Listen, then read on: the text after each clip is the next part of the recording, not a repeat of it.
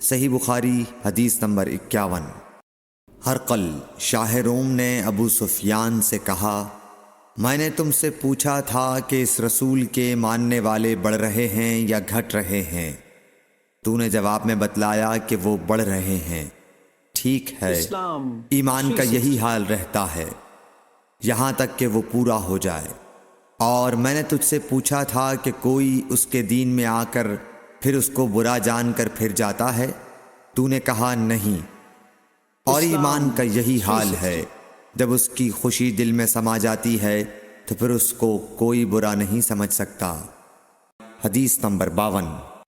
حضور اکرم صلی اللہ علیہ وسلم فرماتے تھے، حلال کھلا ہوا ہے اور حرام بھی کھلا ہوا ہے، اور ان دونوں کے درمیان بعض چیزیں شبے کی ہیں جن کو بہت لوگ نہیں جانتے کہ حلال ہیں یا حرام۔ پھر جو کوئی شبے کی چیزوں سے بھی بچ گیا اس نے اپنے دین اور عزت کو بچا لیا، اور جو کوئی ان شبے کی چیزوں میں پڑ گیا اس کی مثال اس چرواہے کی ہے جو شاہی محفوظ چراگاہ کے آس پاس اپنے جانوروں کو چرائے۔ وہ قریب ہے کہ کبھی اس چراگاہ کے اندر گھس جائے اور شاہی مجرم قرار پائے۔ سن لو، ہر بادشاہ کی ایک چراگاہ ہوتی ہے۔ اللہ کی چراگاہ اس کی زمین پر حرام چیزیں ہیں، پس ان سے بچو۔ اور سن لو، بدن میں ایک گوشت کا ٹکڑا ہے، جب وہ درست ہوگا سارا بدن درست ہوگا، اور جہاں بگڑا سارا بدن بگڑ گیا۔ سن لو، وہ ٹکڑا آدمی کا دل ہے۔ نمبر 53۔ عبد القیس کا وفد جب حضرت صلی اللہ علیہ وسلم کے پاس آیا تو آپ نے پوچھا کہ یہ کون سی قوم کے لوگ ہیں یا یہ وفد کہاں کا ہے؟ انہوں نے کہا کہ ربیعہ خاندان کے لوگ ہیں۔ آپ صلی اللہ علیہ وسلم نے فرمایا، مرحبا اس قوم کو یا اس وفد کو، نہ ذلیل ہونے والے نہ شرمندہ ہونے والے، یعنی ان کا آنا بہت خوب ہے۔ وہ کہنے لگے، اے اللہ کے رسول صلی اللہ علیہ وسلم، ہم آپ کی خدمت میں صرف ان حرمت والے مہینوں میں آ سکتے ہیں، کیونکہ ہمارے اور آپ کے درمیان مضر کے کافروں کا قبیلہ آباد ہے۔ پس آپ ہم کو ایک ایسی قطعی بات بتلا دیجئے جس کی خبر ہم اپنے پچھلے لوگوں کو بھی کر دیں جو یہاں نہیں آئے، اور اس پر عمل درآمد کر کے ہم جنت میں داخل ہو جائیں۔ اور انہوں نے آپ سے اپنے برتنوں کے بارے میں بھی پوچھا۔ آپ صلی اللہ علیہ وسلم نے ان کو 4 باتوں کا حکم اور 4 قسم کے برتنوں کو استعمال میں لانے سے منع فرمایا۔ ان کو حکم دیا کہ ایک اکیلے خدا پر ایمان لاؤ۔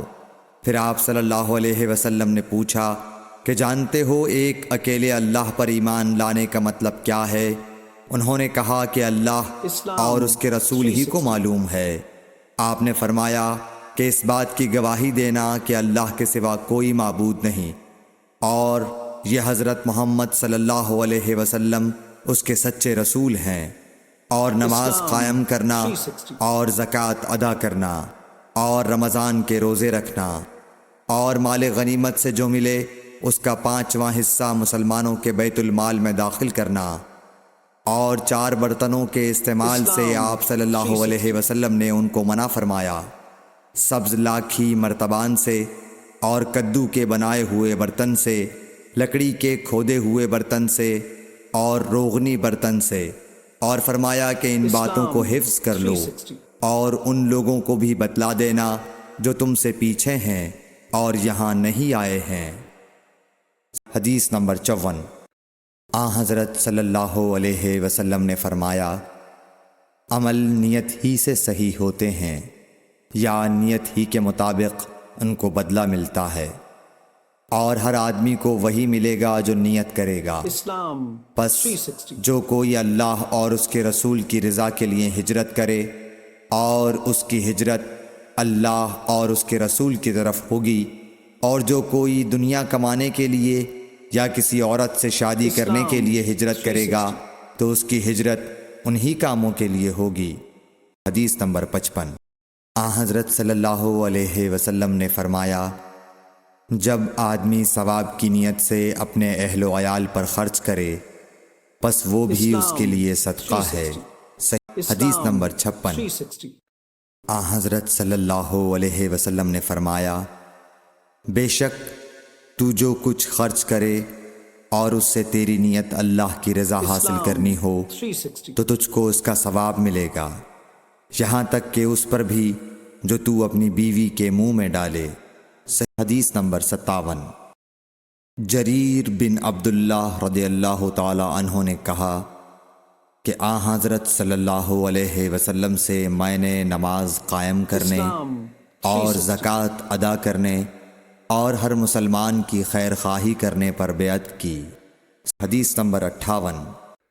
جس دن مغیرہ بن شعبہ حاکم کوفہ کا انتقال ہوا تو جریر بن عبداللہ رضی اللہ تعالی عنہ خطبے کے لیے کھڑے ہوئے اور اللہ کی تعریف اور خوبی بیان کی اور کہا، تم کو اکیلے اللہ کا ڈر رکھنا چاہیے، اس کا کوئی شریک نہیں، اور تحمل اور اطمینان سے رہنا چاہیے اس وقت تک کہ کوئی دوسرا حاکم تمہارے اوپر آئے، اور وہ ابھی آنے والا ہے۔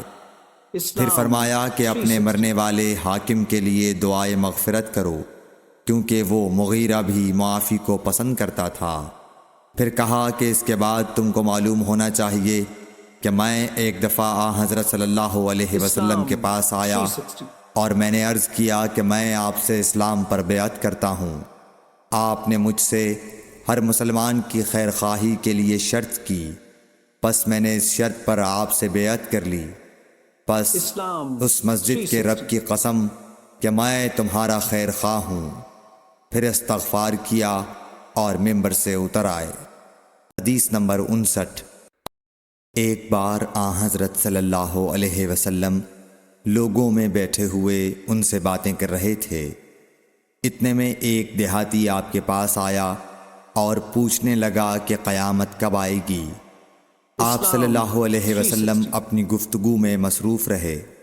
بعض لوگ جو مجلس میں تھے کہنے لگے، آپ صلی اللہ علیہ وسلم نے دیہاتی کی بات سنی لیکن پسند نہیں کی، اور بعض کہنے لگے کہ نہیں، بلکہ آپ نے اس کی بات سنی ہی نہیں۔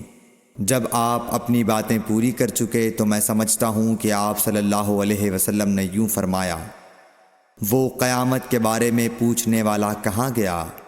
اس دیہاتی نے کہا، حضور میں موجود ہوں۔ آپ نے فرمایا کہ جب امانت ایمانداری دنیا سے اٹھ جائے تو قیامت قائم ہونے کا انتظار کر۔ اس نے کہا، ایمانداری اٹھنے کا کیا مطلب ہے؟ آپ صلی اللہ علیہ وسلم نے فرمایا کہ جب حکومت کے کاروبار نالائق لوگوں کو سونپ دیے جائیں تو قیامت کا انتظار کر۔ حدیث نمبر 60۔ عبداللہ بن عمرو نے کہا کہ ایک سفر میں جو ہم نے کیا تھا حضرت صلی اللہ علیہ وسلم ہم سے پیچھے رہ گئے، اور آپ صلی اللہ علیہ وسلم ہم سے اس وقت ملے جب عصر کی نماز کا وقت آن پہنچا تھا۔ ہم جلدی جلدی وضو کر رہے تھے، پس پاؤں کو خوب دھونے کے بدل ہم یوں ہی سا دھو رہے تھے۔ یہ حال دیکھ کر آپ صلی اللہ علیہ وسلم نے بلند آواز سے پکارا، دیکھو ایڑیوں کی خرابی دوزخ سے ہونے والی ہے۔